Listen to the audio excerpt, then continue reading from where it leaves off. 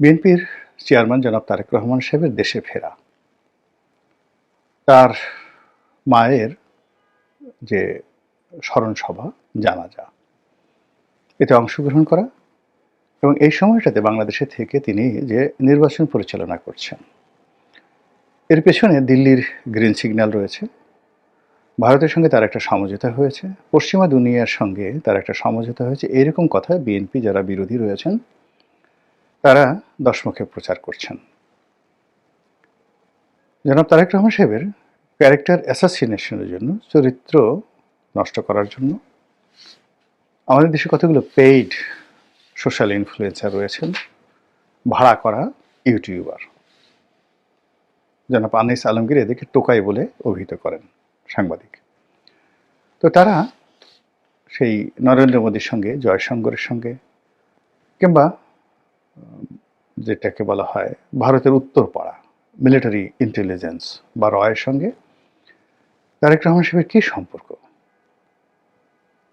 কী লেনদেন, কী কমিটমেন্ট, এ সকল নিয়ে যে সকল বানোয়াট কথাবার্তা তারা ছড়াচ্ছেন, যেটার বিরুদ্ধে মানে কোনো কথা বলাও যাচ্ছে না, আবার এটা চুপও থাকা যাচ্ছে না। আর এই মুহূর্তে বিএনপি এরকম একটা নাজুক অবস্থার মধ্যে আছে। সেই নাজুক অবস্থার কারণে আসলে বিএনপি কোনো কিছু নাড়া দিতে চাচ্ছে না, তারা যে কোনো মূল্যে নির্বাচনের দিকে যেতে চাচ্ছে। কিন্তু বিএনপি যেভাবে খুব সহজে নির্বাচনী বৈতরণী পার হতে চাচ্ছে, আমার কাছে বিষয়টা অতটা সহজ সরল মনে হচ্ছে না।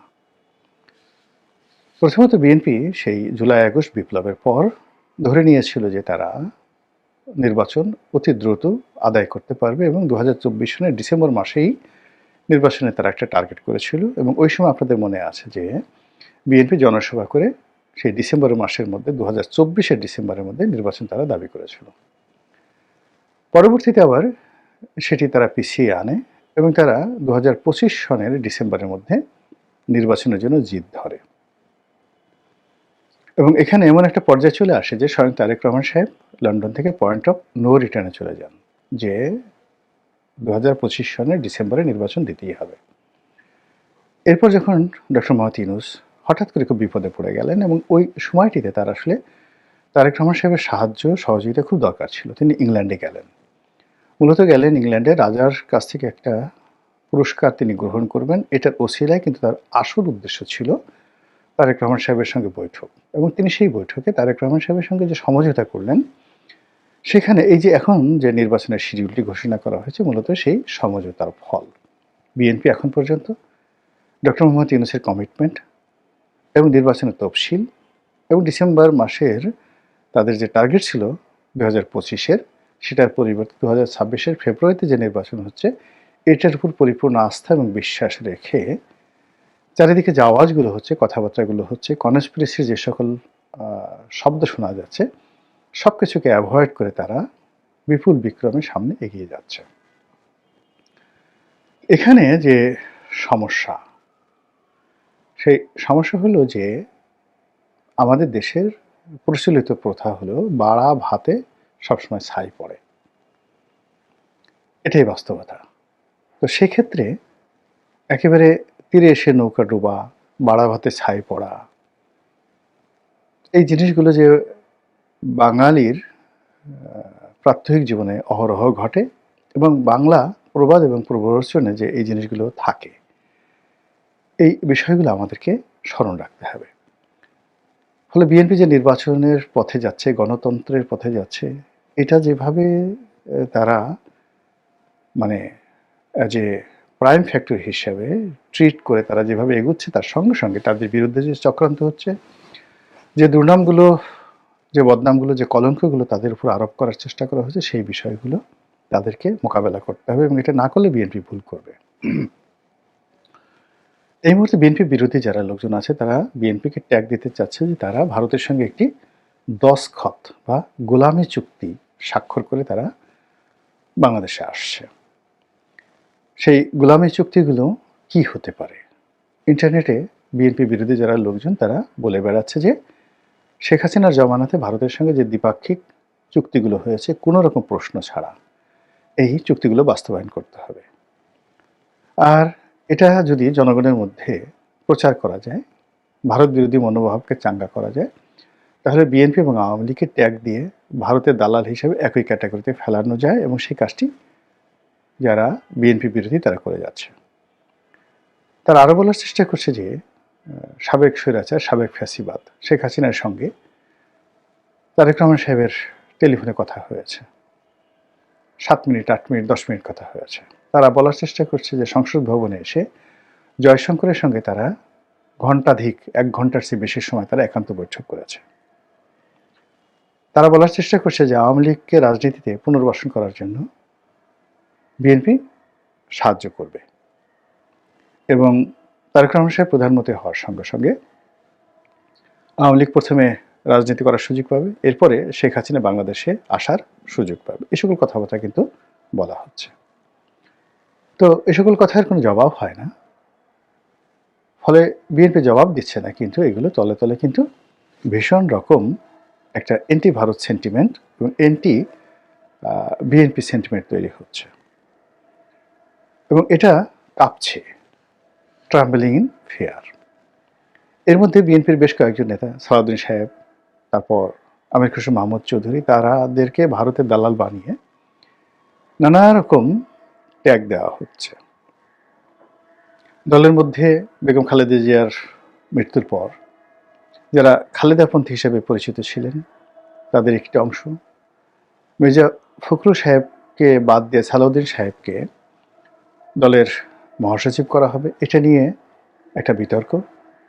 রুহুল কবির রিজভী বনাম সালাউদ্দিন সাহেব, এটা নিয়ে একটা দ্বন্দ্ব। এই জিনিসগুলো তারেক রহমান সাহেবকে ফেস করতে হচ্ছে। একই সঙ্গে নানা পক্ষের নানা চক্রান্ত, নিরাপত্তা হুমকি এবং দেশের অর্থনীতি, সামাজিক প্রেক্ষাপট সব মিলিয়ে বিএনপিকে রীতিমতো নাস্তানাবুদ করে ছাড়ছে। আর সেই নাস্তানাবুদের মধ্যে যদি এরকম একটি প্রচার চালানো হয় যে আগামীতে শেখ হাসিনা বাংলাদেশে আসবেন এবং তারেক রহমান সাহেবের হাত ধরে বিএনপির জমানাতে বিএনপি ক্ষমতায় আসার সঙ্গে সঙ্গে আওয়ামী লীগ বাংলাদেশে ফিরে আসবে, এই ন্যারেটিভগুলো যারা প্রচার করছেন তারা যদি সফল হয়ে যান আগামী 1 মাসের মধ্যে, জানুয়ারি মাসের মধ্যে, তাহলে আপনি ধরে নিতে পারেন যে ফেব্রুয়ারির নির্বাচনে জয় পরাজয়, বিএনপির অস্তিত্ব সব কিছুই কিন্তু একটা হুমকির মধ্যে পড়বে। তো এটাকে আসলে অনেকটা স্যাটায়ার করার জন্য মূলত এখানে আজকে শিরোনামটা তৈরি করেছি।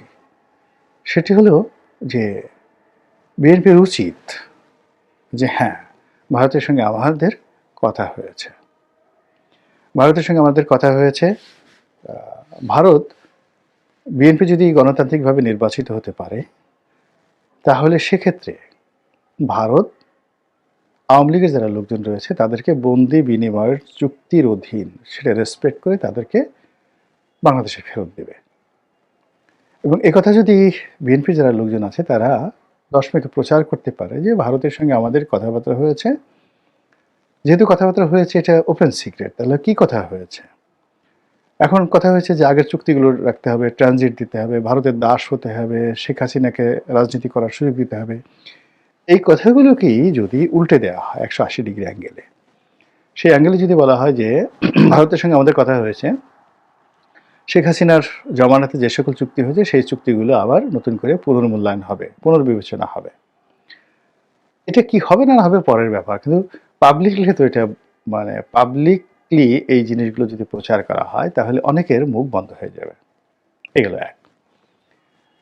2 নম্বরে যেটা বলা যায় সেটি হলো যে ভারতের সঙ্গে আমাদের যে বন্দি বিনিময় চুক্তি রয়েছে, বাংলাদেশের যে সকল তালিকাভুক্ত আসামি রয়েছে ভারতে আছে, ভারতের মাটিতে, ইনক্লুডিং হাদির হত্যাকারী যদি ভারতে থাকে, ভারতের সঙ্গে আমাদের কথা হয়েছে। এটা বিএনপির যারা নীতি নির্ধারণী তাদের বলার দরকার নেই, যারা বিএনপির পক্ষে যারা টকশোতে যায়, যাদের কোনো অনেকের পদপদবি নেই, তারাই যদি এই কথাগুলো বলে, একটা আওয়াজ তুলে দেয় যে হাদির হত্যাকারী থেকে শুরু করে অন্যান্য যারা আছে তারা বাংলাদেশে বন্দি বিনিময় চুক্তি অনুযায়ী প্রত্যাবর্তন করা হবে তাদেরকে, এবং স্বয়ং শেখ হাসিনাকেও বাংলাদেশে বিচারের মুখোমুখি করার জন্য একটি গণতান্ত্রিক সরকারের অধীনে যে বিচারালয় থাকবে সেখানে ভারত তাদেরকে ফেরত দিতে রাজি।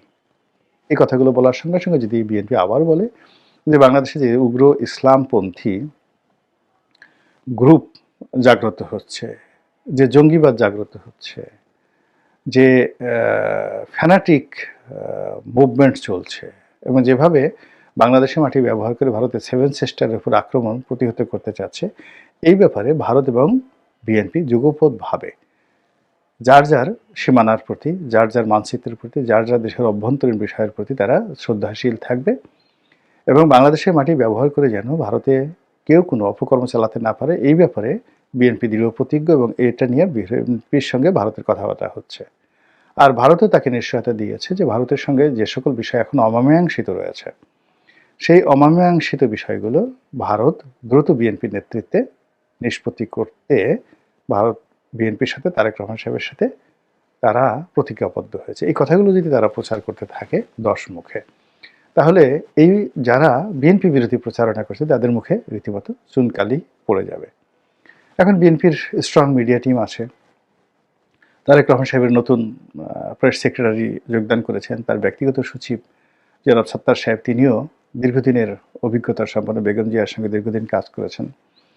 এখন এই যে সমস্যাগুলো এই মুহূর্তে হচ্ছে নির্বাচনের খুব অল্প সময়, এখানে 1 ঘন্টার মধ্যে যে কোনো পরিবেশ পরিস্থিতি নিয়ন্ত্রণের বাইরে চলে যেতে পারে, 180 ডিগ্রি অ্যাঙ্গেলে উল্টে যেতে পারে, সম্ভাবনা এখানে দুরবস্থায় পরিণত হতে পারে, আশীর্বাদ অভিশাপে পরিণত হতে পারে, এনিথিং হ্যাপেন্ড।